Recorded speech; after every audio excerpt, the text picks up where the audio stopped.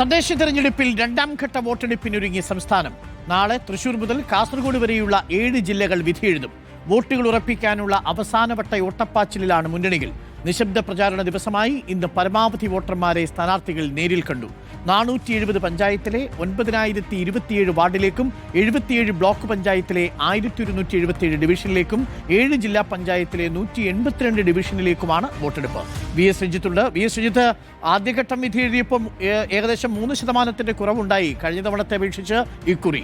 വടക്കൻ കേരളം വിധി എഴുതുമ്പോൾ ആ നഷ്ടം കൂടി നികത്താൻ സാധ്യതയുണ്ടോ? കൊട്ടിക്കലാശത്തിന്റെയും പ്രചരണത്തിന്റെയും ഒക്കെ ആവേശം നാളെ വിധിയെഴുത്തിലും പ്രകടമാകുമോ?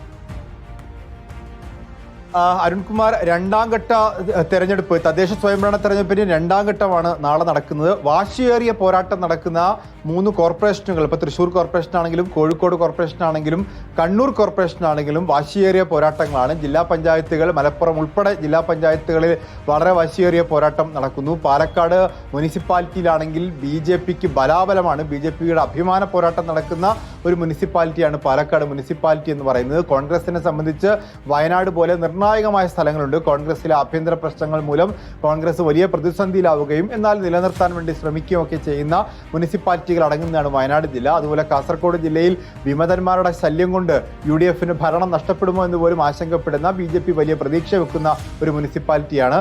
മാത്രവുമല്ല, പഞ്ചായത്തുകളൊക്കെ നോക്കിക്കഴിഞ്ഞാൽ അവിടെയൊക്കെ LDFനാണ് വലിയ മുൻതൂക്കമുള്ളത്. എന്നാൽ UDF പലയിടങ്ങളിലും മുന്നേറ്റം ഉണ്ടാക്കാൻ ആഗ്രഹിക്കുന്ന പഞ്ചായത്തുകളുണ്ട്.